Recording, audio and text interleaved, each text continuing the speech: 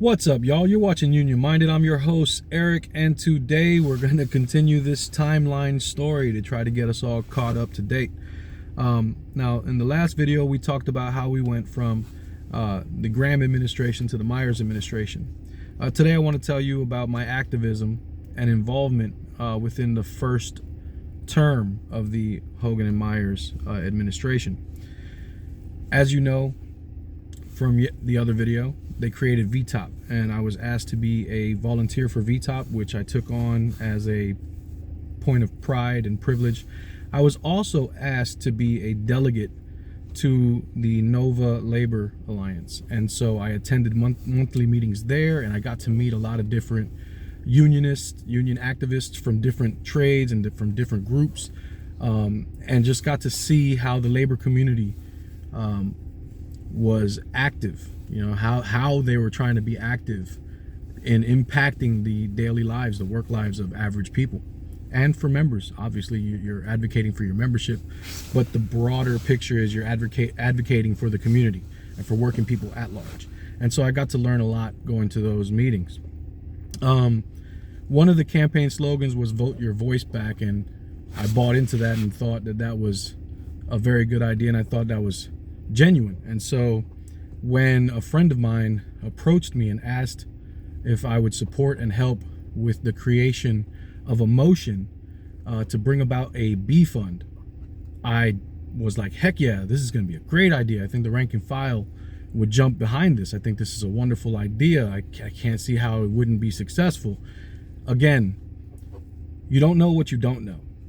And so I naively thought that, okay, it's a new day. We can bring this to the meeting as a motion on the floor.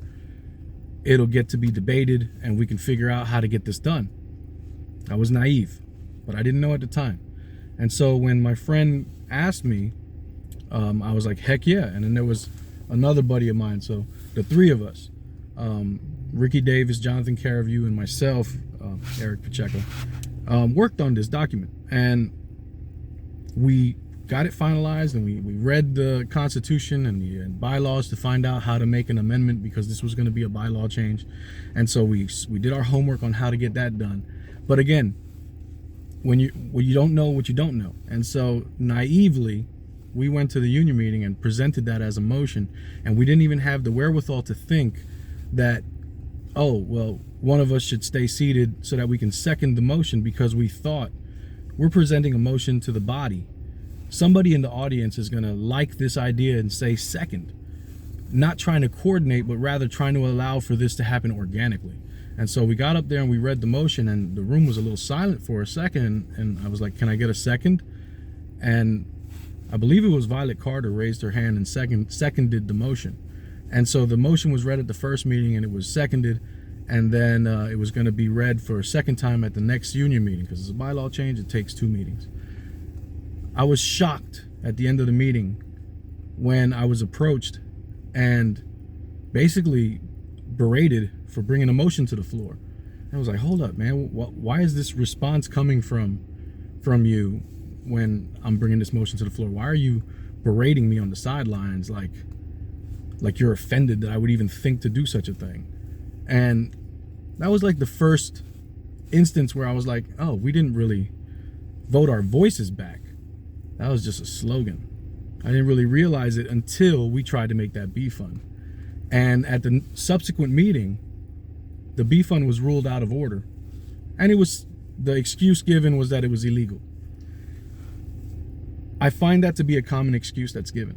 Every time I come up with an idea, it's either we can't do that or it's illegal, is what I've come to expect whenever there's an idea that's brought up, or that'll hurt us. There's no way we could do that. And so that was eye-opening and informative. It taught me. So skip past that, the B fund dies. Now what's happened since then is that countless GoFundMe pages pop up every so often from a member that gets hurt. That B fund was gonna allow to replace an injured worker's salary for up to 5 months, and we would be able to provide for up to 120 people who may get injured or have an accident or anything that maybe would have gotten harmed. That was the thought, that was how much thought went into creating that B fund and the idea for it. And we didn't even get to debate it and come up to a solution that we all liked and that we can then move forward with. It was called out of order, and it was said that it was illegal. And since then, like I said, GoFundMe pages, that's the way that we help each other. We can do better. We can. There's other places in the country that do a B fund, and they fund it, and they help their members. There's ways to do better, and we can do better.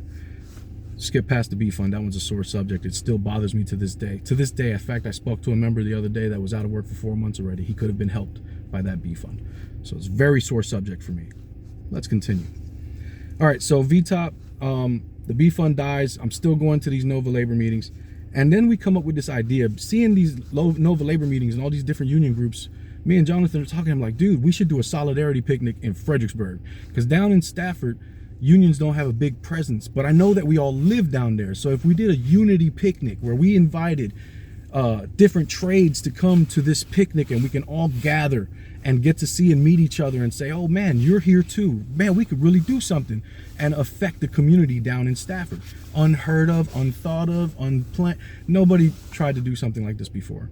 And so we brought the idea to Nova Labor, and they were all about it. They were like, yeah, it's a great idea. We brought it to our leadership, and they were like, well, we got to see, you know, how much is it going to cost and this and that. And we looked at a park to rent for a day. It was going to be $1,000. And so we're like, look, we'll need $1,000 to rent the park, but we need that right away so that we can get the park secured so that we can then organize. Oh, we don't know. And they started kind of like pussyfooting around, like they didn't want to do it. Meanwhile, while that conversation is happening, I'm calling business managers from different trades, from the iron workers, from different trades.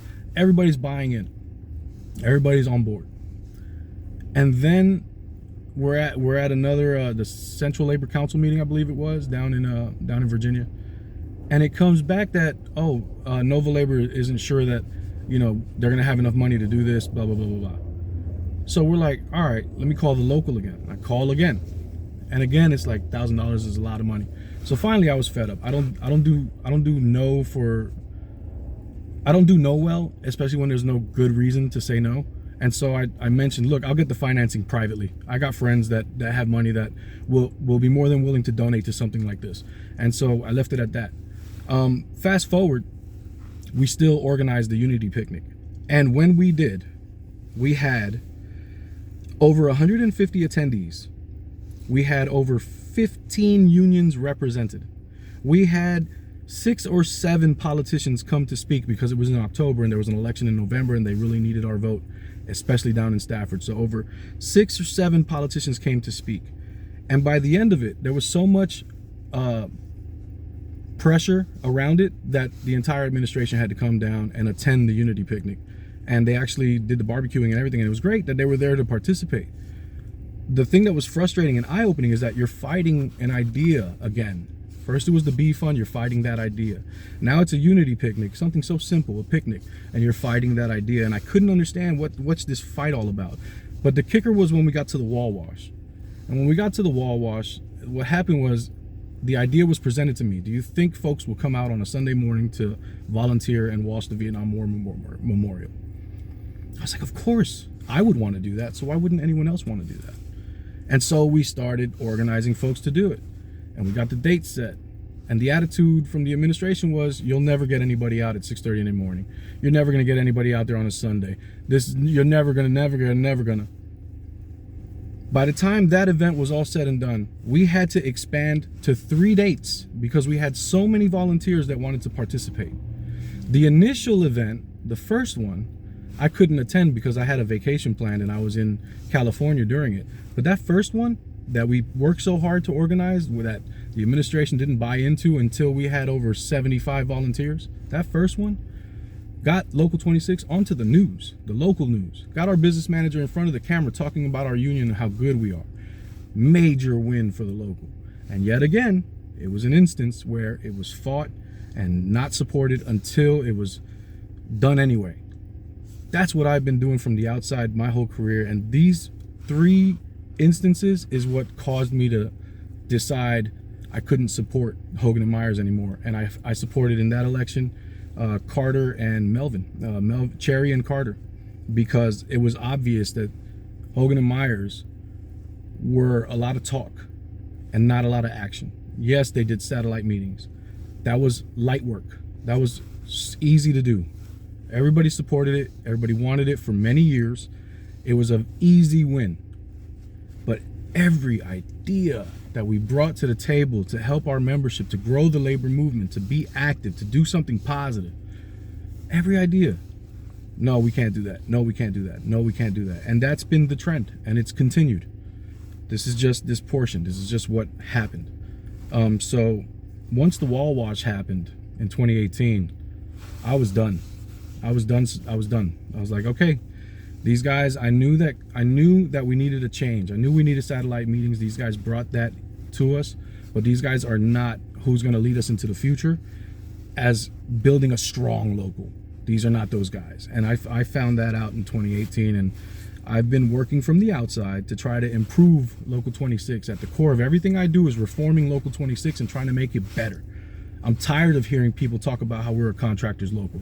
I'm tired of hearing people talk about how the local doesn't have our back. I'm tired of it.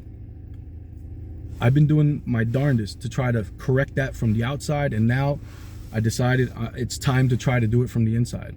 And that's what I'm doing. I'm trying to help this local become a fighting labor union for its members. That's my aim. That's what I'm doing here. My name's Eric. I'm running for president of Local 26.